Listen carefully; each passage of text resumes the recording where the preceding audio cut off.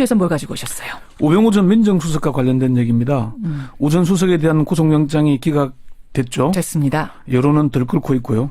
예. 특검의 수사기간을 연장해서 반드시 구속시켜야 한다는 목소리가 높아지고 있습니다. 예. 그런데 구속영장 기각은 우병우에게 득이 아니라 독이라는 분석이 더 많습니다.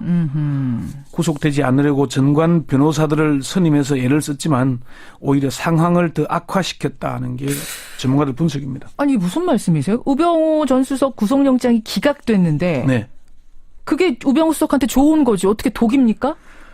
우 전 수석으로서야 일단 구속을 피했으니 안도의 한숨을 내쉬을 것입니다. 당연하죠. 그렇지만 이게 끝이 아닙니다. 이제 시작일 따름입니다. 무슨 말씀이세요? 전현직 검찰 관계자 내가 10여 명에게 예. 우병우 영장 기각이 그에게 득이냐 독이냐를 물었더니 약이냐 독이냐? 이제 이구동성으로 독이다. 이구동성으로요? 예. 이대로 끝날 일이 아니기 때문이라는 게 일치된 답변이었습니다. 이거는 이유가 굉장히 궁금하네요. 왜 독일까요? 왜 독일까 우선? 첫 번째는 우 전 수석에 대한 분노의 여론이 들끓고 있죠. 그렇죠. 우 전 수석이 구속됐더라면은 여론의 관심은 급속히 떨어질 겁니다. 아하. 김기춘 전 비서실장 보면 알잖아요. 조윤선 장관 봐도 그렇고요. 또 구속영장을 기각하면서 소명 부족이라고 표현할 정도로 수사가 좀 부실한 점이 있습니다. 한 중견 법조인은 1차 구속영장대로라면 무죄의 가능성이 절반, 집행유예 절반으로 봤다.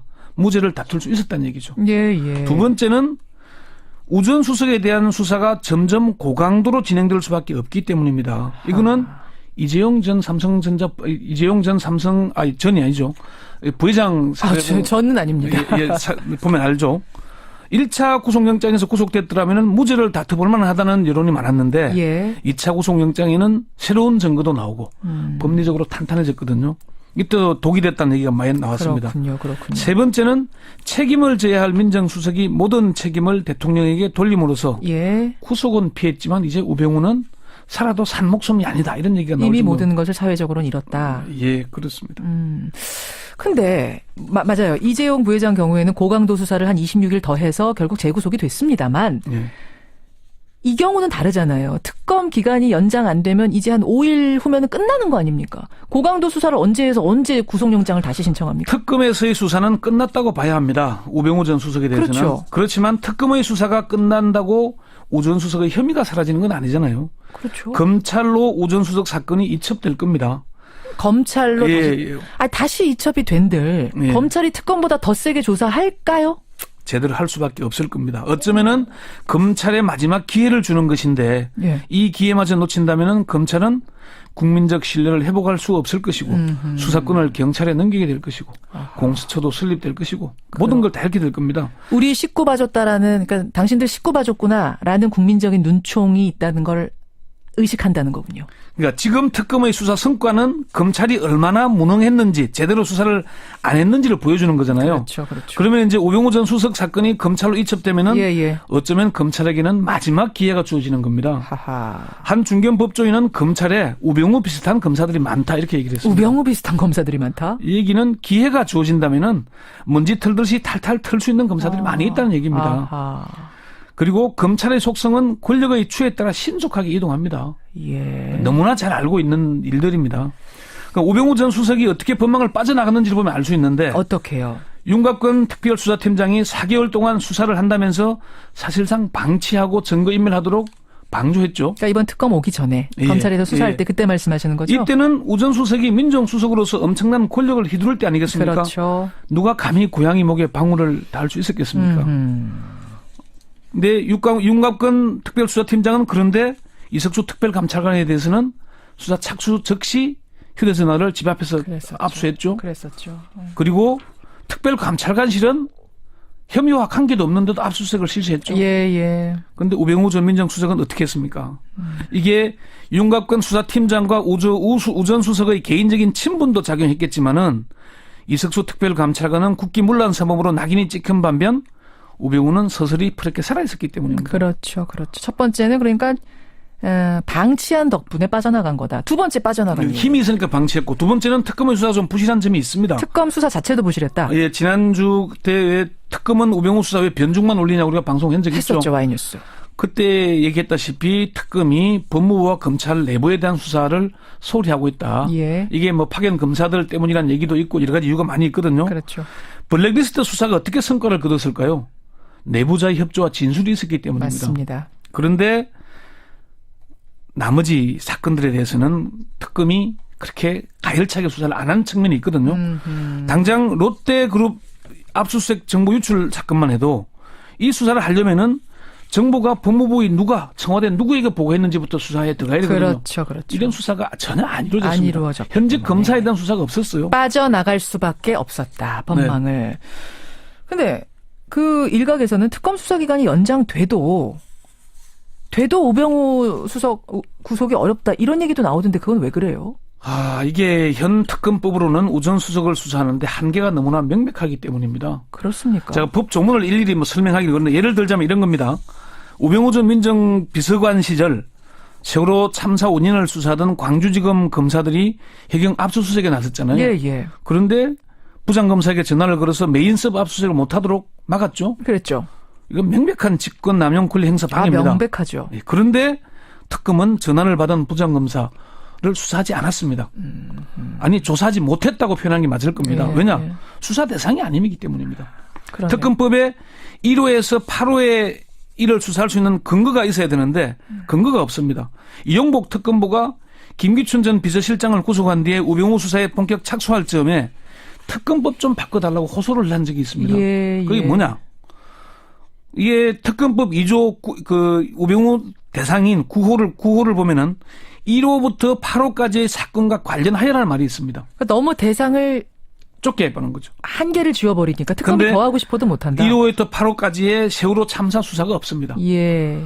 15호에는 수사 과정에서 인지된 관련 사건으로 규정이 되어 있습니다. 그렇군요. 특검이 우전 수석을 수사하다 개인 비리를 적발하더라도 못해요. 관련 사건이 아니니까 수사를 못하게 되는 겁니다. 상황. 따라서 특검의 수사 기간이 연장되더라도 우병우 전 수석은 구속하기가 쉽지 않다. 결국 우병우 전 수석은 검찰로 넘어가서 네. 어떤 수사에 제한 없이 수사를 할 때, 검찰이 정말 성역 없이 제대로 한다고 전제할 때 구속될 것이다. 검찰은 안 할 수 없게 돼 있습니다. 안 할 수 없는 상황이다. 이거 정말 몰랐던 부분인데 또 이러네요.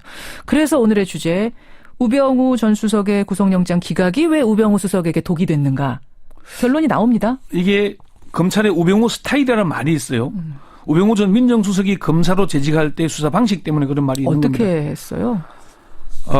오 전 수석의 스타일이 가장 잘 드러나는 사건이 서울중앙지검 검조부장 시절 교직원 공제 이사장 사건입니다. 예. 구속영장이 2번이나 기각됐는데 먼지 털듯이 지독하게 주변을 탈탈 털어서 결국 배임 수재로 구속시켰습니다. 2번이나 영장이 기각됐는데 예. 세 번째 예. 얼마나 털었으면? 예, 그리고 우리가 대검 중수부 과장 시절 노무현 전 대통령 사건도 그렇죠.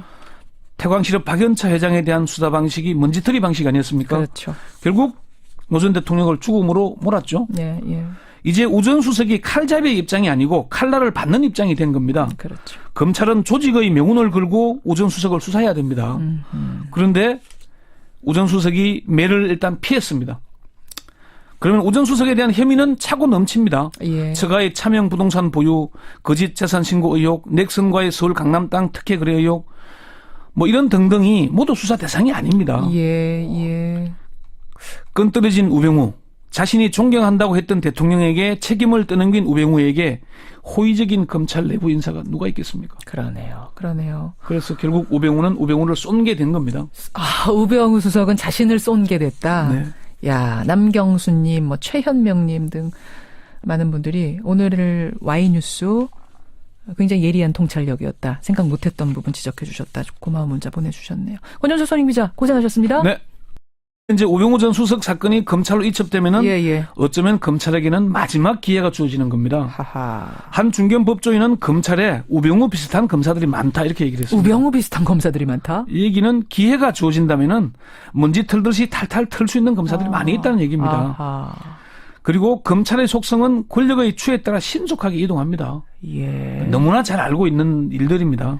그러니까 우병우 전 수석이 어떻게 법망을 빠져나갔는지를 보면 알 수 있는데 어떻게요? 윤갑근 특별수사팀장이 4개월 동안 수사를 한다면서 사실상 방치하고 증거인멸하도록 방조했죠. 그러니까 이번 특검 오기 전에 검찰에서 수사할 때 그때 말씀하시는 거죠? 이때는 우 전 수석이 민정수석으로서 엄청난 권력을 휘두를 때 아니겠습니까? 그렇죠. 누가 감히 고양이 목에 방울을 닿을 수 있었겠습니까? 근데 윤갑근 특별수사팀장은 그런데 이석수 특별감찰관에 대해서는 수사 착수 즉시 휴대전화를 집 앞에서 그랬었죠. 압수했죠. 그랬었죠. 그리고 특별감찰관실은 혐의와 관계도 없는데도 압수수색을 실시했죠. 예. 그런데 우병우 전 민정수석은 어떻게 했습니까?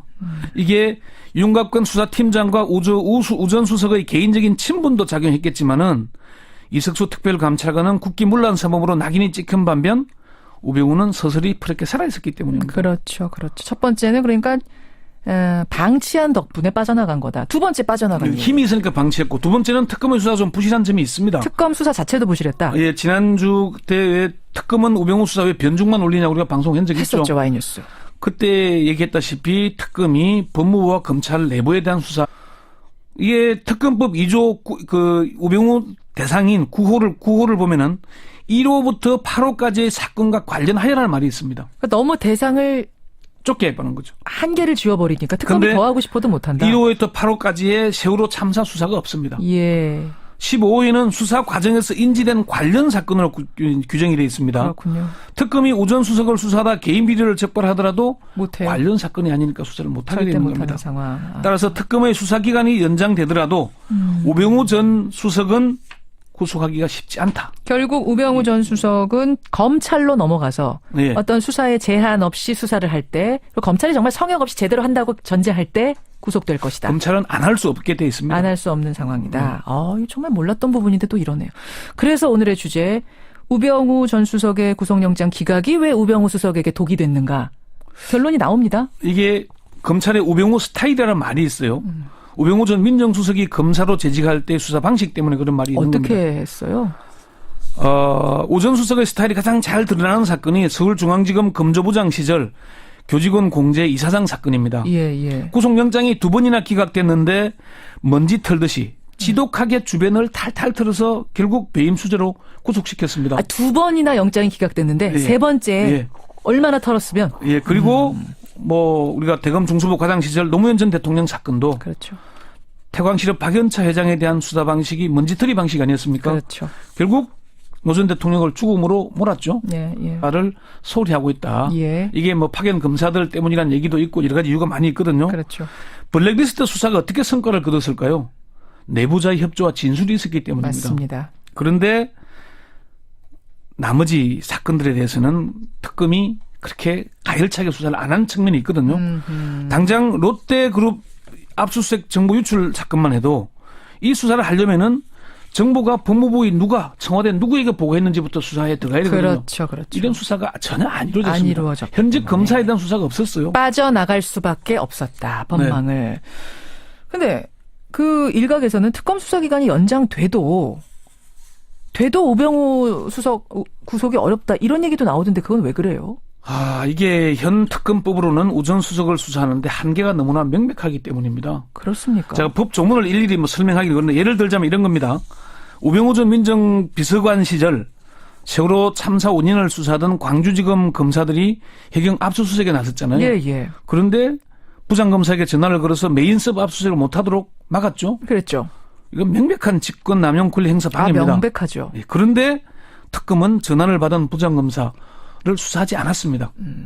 아니 조사하지 못했다고 표현한 게 맞을 겁니다. 예, 왜냐? 예. 수사 대상이 아님이기 때문입니다. 그러네요. 특검법에 1호에서 8호에 이를 수사할 수 있는 근거가 있어야 되는데 근거가 없습니다. 이용복 특검보가 김기춘 전 비서실장을 구속한 뒤에 우병우 수사에 본격 착수할 즈음에 특검법 좀 바꿔달라고 호소를 한 적이 있습니다. 예. 그게 뭐냐? 수에서 뭘 가지고 오셨어요? 우병우 전 민정수석과 관련된 얘기입니다.